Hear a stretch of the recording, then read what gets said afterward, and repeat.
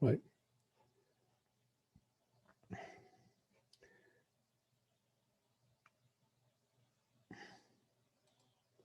So yesterday we learned in the Chumash, the Torah portion, the reading of the Chumash, that Yosef, after he was taken out of prison, and he explains the dreams of Paro in a very successful way, and Paro is really pleased, and he says to Paro, "Let me explain how to put my interpretation into action.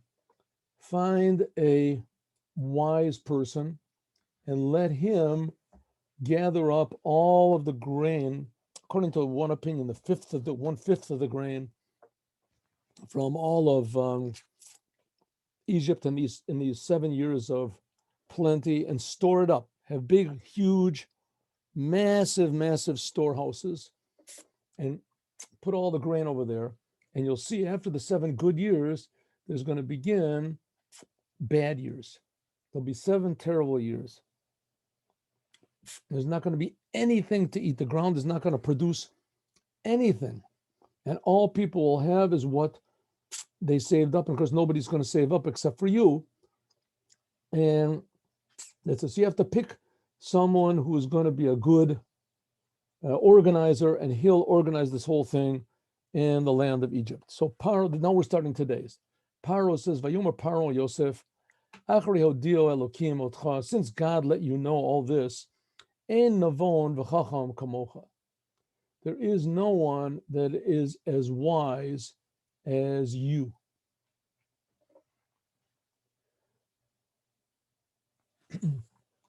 Rashi explains, Levakesh, you told me that I should look for ish chacham navon shamarta, lo nimsa chamocha. I know the Egyptians. I know what's going on in Egypt.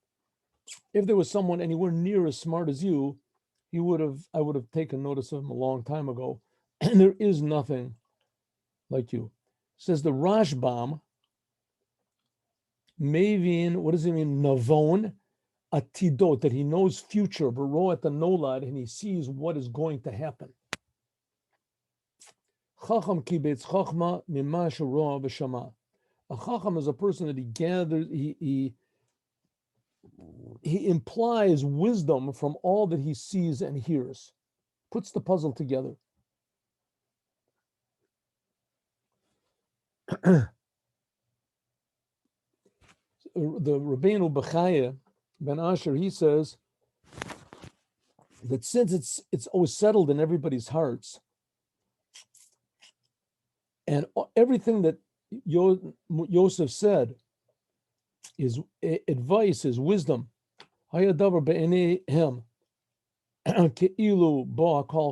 was in their eyes. He painted a picture as though everything already was there. In other words, he gave them a complete picture of exactly what was, and that comforted them. Okay, and therefore he said, Acharei Lashon Havar, he said, since you have told us, Hodia, you have let us know all these things. In other words, it's though as everything has already happened by him, it already happened.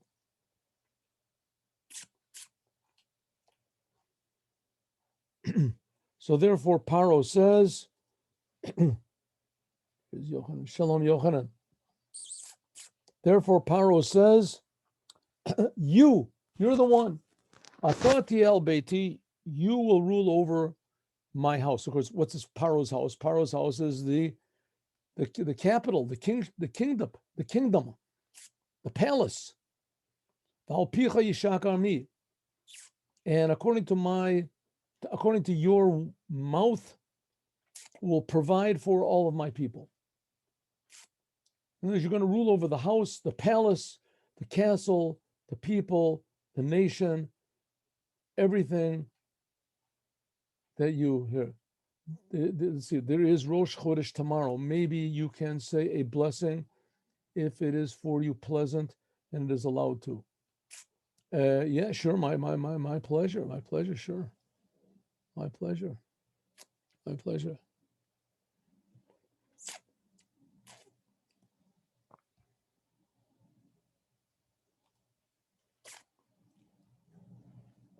The month of Tevet, it begins with the last days of Hanukkah. So those are the days that are the most light. So I give you a blessing, and to anybody that wants a blessing, that they should have a lot of light, and there should be increasing light. And the last days of Tevet, the last days of Hanukkah, that's how the month of Tevet begins. It begins just in a couple of hours, actually. There's also the eighth light, which the eighth light is above nature. We just learned that in the Mimer in the morning about the 8 anointed men. So there should be miracles for you personally, and for all the Jewish people, and for all the world. Like we see with Yosef, that he benefited the Jewish people, his parents, and also in his family, his brothers, and also the whole entire world, with a blessing that's above normal. So it should be for you that you should have only good news and a lot of good news, and in everything that you do. All your prayers should be answered.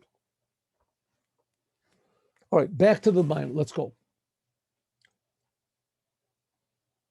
Rashi says, Yishak, what does it mean? Yitzon, should be provided for.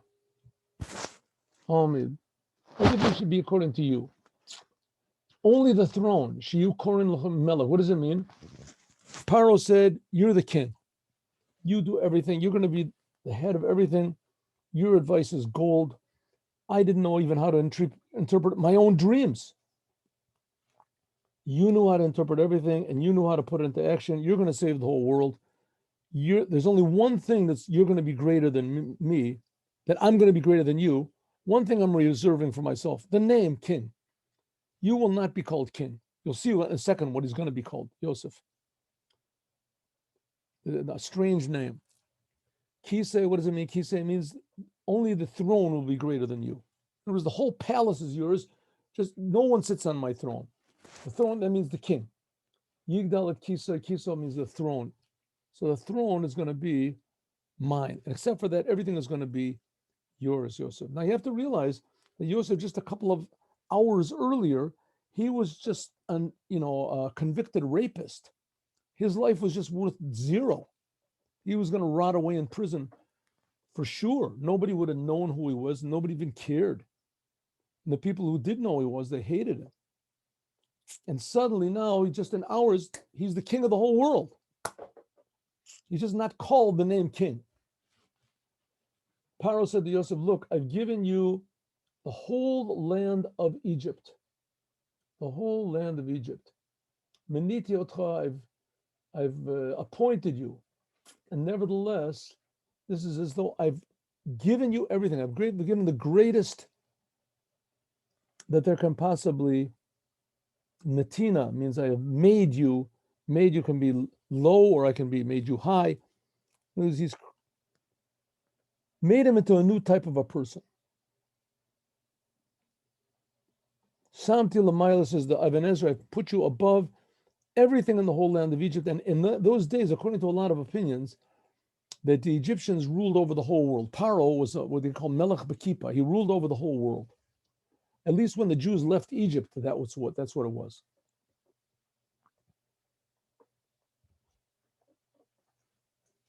And so what does it mean by Yomer Paro? Paro already told Yosef in the previous sentence that he was going to make him great. It says, the Malbim explains that first of all, he told Yosef that you're going to be the king and you're going to be, then afterwards he said this thing. Let's just take a look back at the previous sentence. What did it say in the previous sentence? Look. In the previous sentence, Paro says, you will be on my house. According to you, will be all of my people will be ruled. Only the throne will be greater than you, right? And now what does he say? The same thing. He repeats the same thing over again. He says, Paro says to Yosef, look, I have made you, I have put you on the whole land of Egypt. That's what he said in the previous sentence. So the Malbim explains, it's true. But first of all, afterwards he said to him, first of all, he said, I'm going to make you all over my people. And now he said, I'm going to put you on the whole entire land of Egypt, that you'll be now the official, the king. You're going to be the king of everybody. That's what the Malbim explains, that he raised them up even to a higher level. than he was before. Paro took off his ring and he gave it to Yosef. Now, we'll explain, in one of these explanations, you'll see it says, but the ring, what's the big thing of the ring? The ring gives the power to make decrees and, even more important, to appoint people. So Yosef now can say, okay, you are the minister of education, you're the minister of this. He could just change the whole country around if he wanted to. He has the ring, and he gave it to Yosef. And he put also in Yosef garments of silk. And he put a revita zahav al tzavaro, and he put like a golden chain around his neck. He says revid is like a chain of gold. It's called a revid. The Ramban explains is that he gave him the ring of the king, the signet ring. This is assigned to one who is number 2 in the kingship. That's what Rashi says. And the proper thing is that the Ramban wants to add on a little bit more. He just brings Rashi. This is his seal. He's given to that you can be Nagid or Mitzvah, you can be the leader of the whole kingship, and you can do anything that you want to. The Rabbeinu Asher says, what does this ring do? This allows him, gives him the power to appoint ministers. That's why I got what I just said from. And he can also fire ministers, misarutan, like it says, v'chatmo b'tabat melech.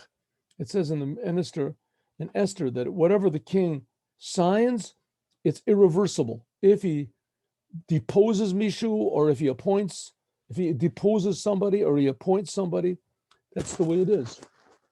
The garments, that was the ring, the garments of silk that he put on him. This was the garments of kings in Egypt. And the chain that he put around his neck of gold, and also the same thing of he put him, we'll see in the next sentence, he put him in the Merkevat HaMishneh. That's going to be the next sentence. He put him into the number 2 chariot. This is the second to the king. So he was, I guess they called a viceroy, right? Roy is the king. So he was the viceroy. He was the assistant king. But in fact, he was not the assistant king. He was, in fact, I would say de jure, he was in fact the king. That's what, de facto. De facto, he was really the king. And he put him on the Merkevas Mishnah. He put him in the second chariot that he had, and he called him Avrech. And he put him over all of Egypt. What's his name? Avrech. He called in front of everyone, was yelling, Avrech, Avrech, Avrech. What is Avrech? So Rashi says Avrech means that he was, some people say, Abba Lamalchut, that he was the father of the king in rulership, but he was Rach. Oh, so he says Avrech, that he was the king, and Reich means the same thing, also means king, like Reich, a ruler. Lo Rika lo Bar Rika, it says. Rabbi Yehuda says Av Reich means that Yosef, he was Av, he was wise. Av means he was like a father in wisdom, and he was Rach, very young in years. Like this Racha Nolad. Okay. That's what Rabbi Yehuda said. Omar Rab Dor Maskis. He said to Rabbi Yehuda, Ad matayata mavet aleinu at the ketuvim. How long will it be that you could keep confusing and contorting the meaning of the sentences? This is what he says to Rabbi Yehuda. Avrech means barachim, everyone would come in front of him, tachat yado, kasher nemar v'naton oto kulo.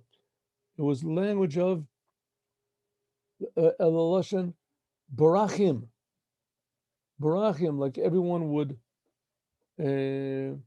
come in and go out in front of him. Let me just see 1 second what this means. Just give me 1 moment. I want to look this up. What Rashi wants. There's a very book which is called Shai Lamora, and Aleph Mem Gimel.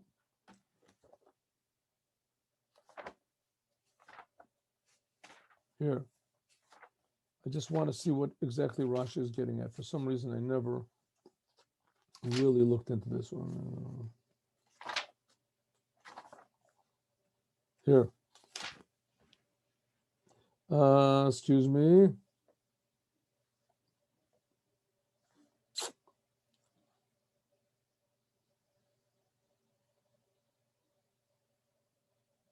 Oh, interesting.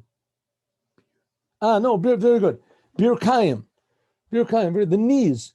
Everyone would come in front of him and they would bend down on their knees. That's what it means, avrich. Everyone would bow down and get down on their knees and etc. in front of Yosef. That's what it means, avrich. Interestingly enough, okay, we'll see. He calls him another name also. We'll get to another name that he calls him. Vayomer Paro Yosef, I am Paro, except for you, no one will lift up his hand or his foot in the whole land of Egypt. What does it mean, your hand or your foot?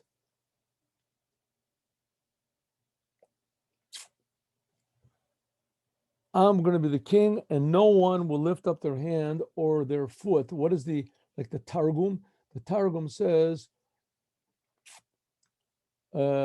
Mimarech, except for Obar Mimarech, except for your word. In other words, outside of your commandment, Lo Yurim Gever Yat Yadei, no one will lift his hand, namely Lemichad Zion, to put on any weapons, V'yat Raglo, or lift up his foot, Lemirkav al Suso, to get on his horse, B'kol Arad Mitzrayim. You had to have a special permission, a special letter, or a special permit in order to have weapons and to put on your weapons, and even to have a horse, to get on your horse.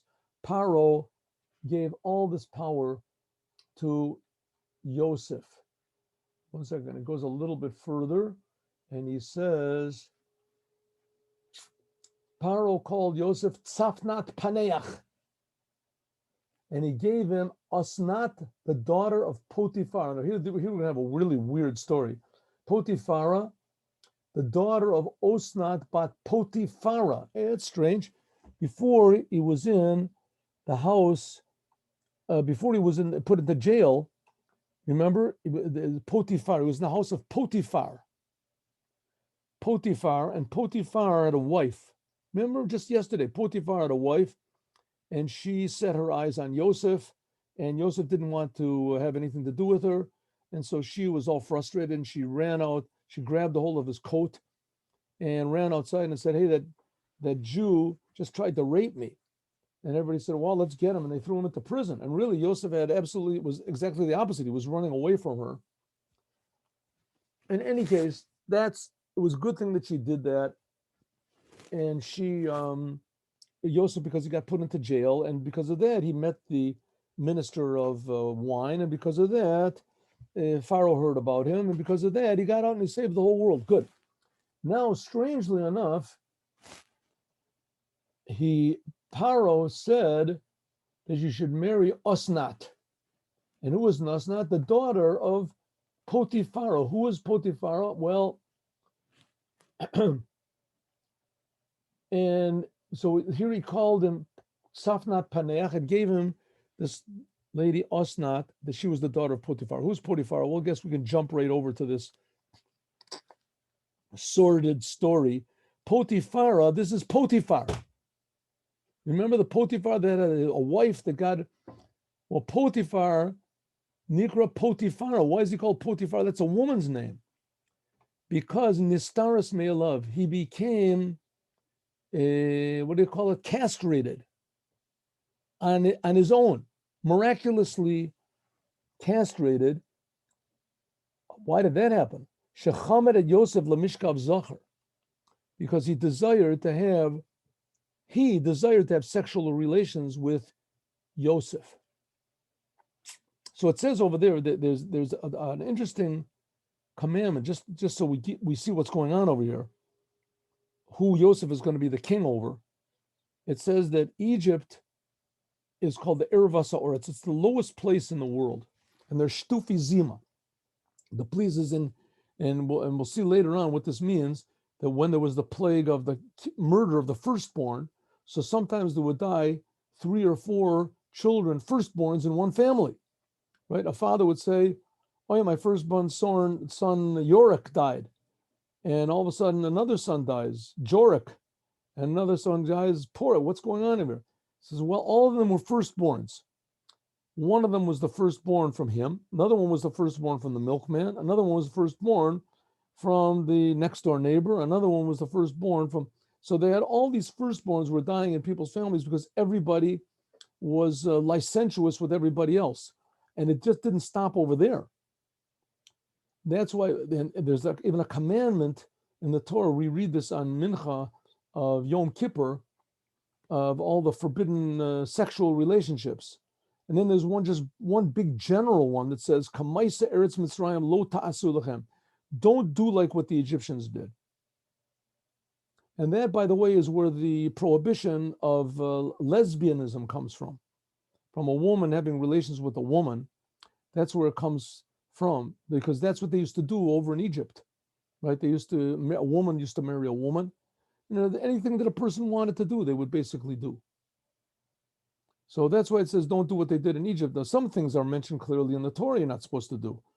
So isn't that enough? It says no. Also, the things in Egypt that are not mentioned in the Torah, that is forbidden, but they used to do it in Egypt. Don't do it because of the Egyptians did everything that God didn't want.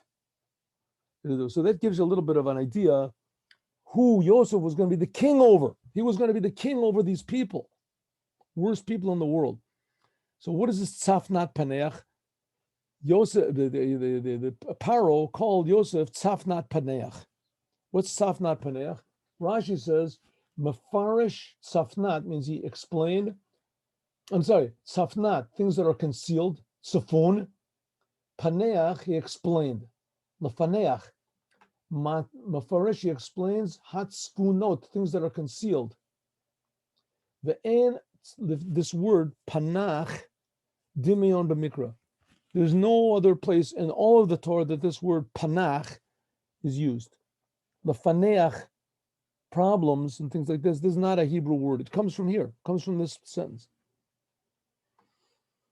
Okay, the Ibn Ezra disagrees. He says safnat paneach. If this is a word in Egyptian, then I don't know what it means. If it is a translation of something else, then lo yadanu shem Yosef. I don't know what it has to do with Yosef. You can explain it. Paneach means, like it says the Targum Aramit. This is the Mila Merubat. I don't know exactly what that means. In any case, he says that this word Safnat Paneach is just a name. It's like you called him, Bartholomew or something. It has no meaning to it. He said, Potiphar, Kohen own. What does it mean, Kohen own? So here we have a couple of different meanings.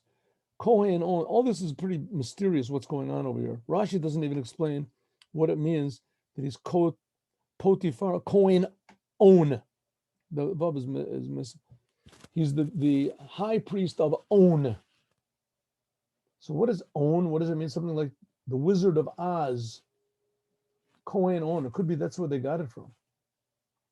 Kohen On. It says Kohen On, says the Rashbam, he was the Tsar of that city. There was a city called On.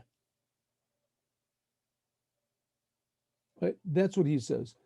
Ibn Ezra says Kohen On means that he was a servant of God, Oved Hashem. Or Kohen means he was a servant, a priest. Either he was a priest to God or he's a priest to idolatry. Because the word Kohen always means a person who is a priest. Kohen means a priest. Who is this own? What is this own over here? The Rabbeinu Bechaye says that Kohen own is a type of idolatry. Where is this? Where is this? Where did you say that? No, it's not him that says it. Somebody says, here it is. The Malbim. No, I saw somebody else that it said that own is a type of idolatry. Kohen own. Maybe it is here.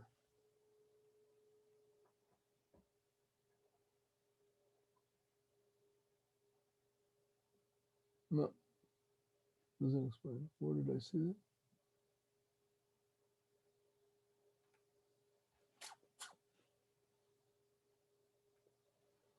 I remember that I saw it somewhere that it says that Kohen own Rashi. Maybe it was here. Own, here it says, that's right, it's the Ramban. The Efshar could be Yisrael. Own was the name of an idolatry. And also Kohen Midyon is a Komer. The word Kohen means that he was a priest for own. Anyway, you have all these different meanings of who it was that Yosef was arranged by Paro to marry. And we'll see that he's going to have two very important sons, and these two sons are going to become two tribes of Israel. That's where Ephraim and Manasseh come from. And Paro said to Yosef, Tzafnat Paneach. Okay, let's just do one more. And Yosef was 30 years when he was standing in front of Paro, the king of Egypt. So it means that he was like 17 years old when he was thrown into prison. That's right. It was like a year before he met the 17, 18, standing in front of the beds. And he was v'yavor b'kol eretz Yisrael, and he went before all of Egypt, in front of all of Egypt.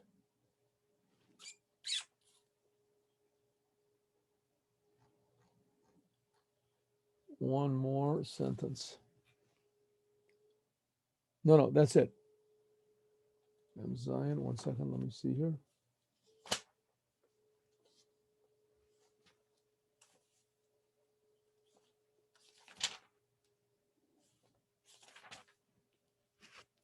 Yes, okay, good. A little bit more. He was 30 years old, and the earth made the land of Egypt, just like Yosef said, it started Vayasor b'shnei Sava in the 7 years of plenty. Li kamotzim. What does it mean, kamotzim? Kol matzalkonos, hands of hands. It filled all of the warehouses. The warehouses were all filled. Right? There's different opinions about what this, but in any case, it did amazingly. And all the food of the 7 years in the land of Israel, and there was cities, in all the cities and the fields and etc. There was warehouses and silos filled with everything. Yosef gathered food like sand on the sea, much more, because you couldn't even count it. It was impossible to be counted. That's how much food there was. And then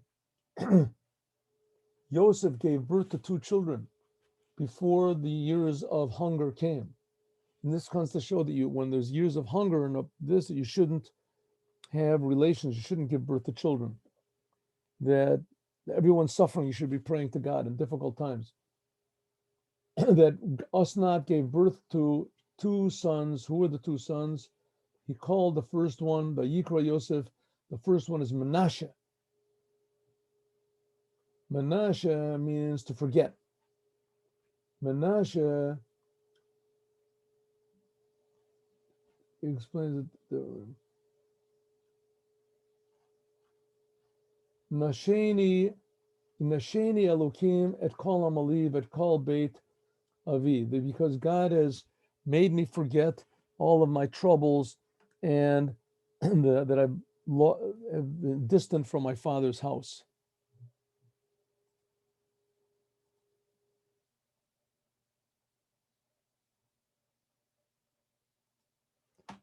should be Cain Lamar.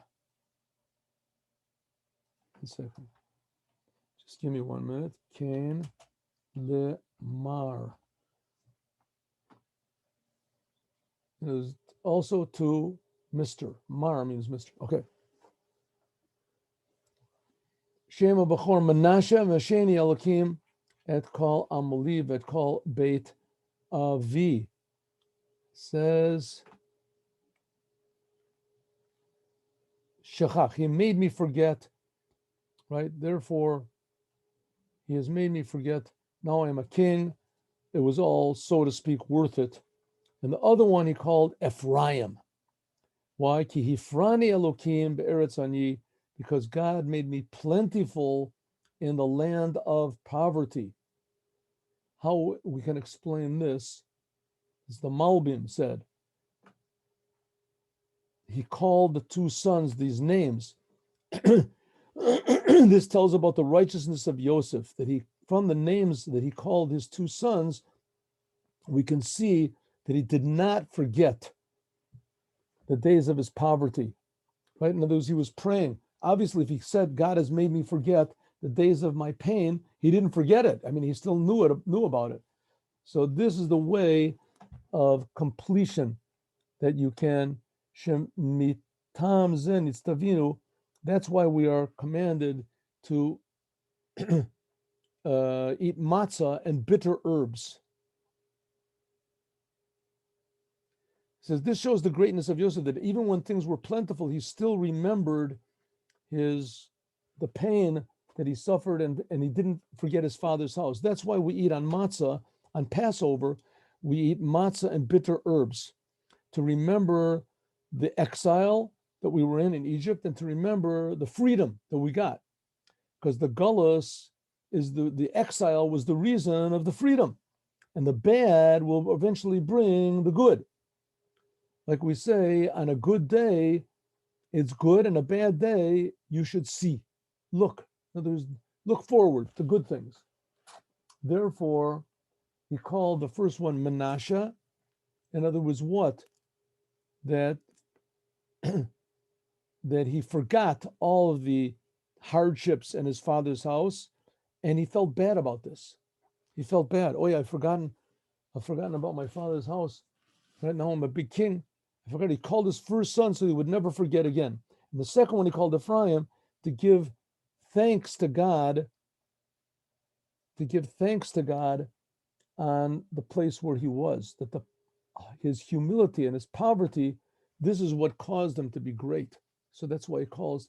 So Yosef, even in his situation, was the king of the whole world. Whoever reached a situation like that, especially a Jew, to be the king of the whole world, and nevertheless he did not forget who he was. Usually Jews, when they get elevated to a high place, is they forget that they're Jews, and they forget that they're people, and they forget their family, and they forget everything. So it shouldn't be that way. We should be like Yosef. And now let's go to the Mishnah. We're learning Mishnah before. Let's learn it again. Wonderful. Do I have? Yes. We were learning the Mishnah of Pesachim. All right. First of all, the Mishnahs in Pesachim, it started off with searching for chametz.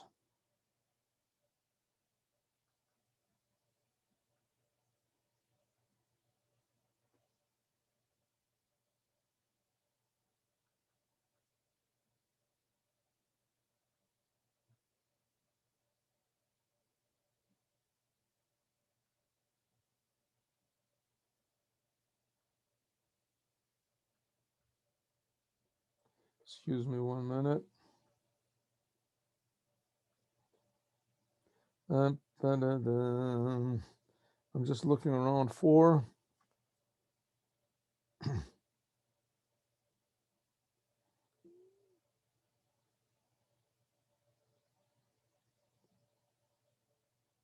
Here it is.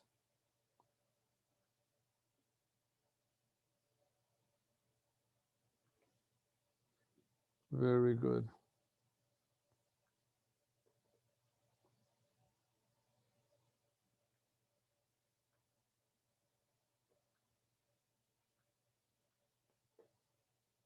Uh, just have to find the Zoom here. Where is it? Where is it? I know it's here.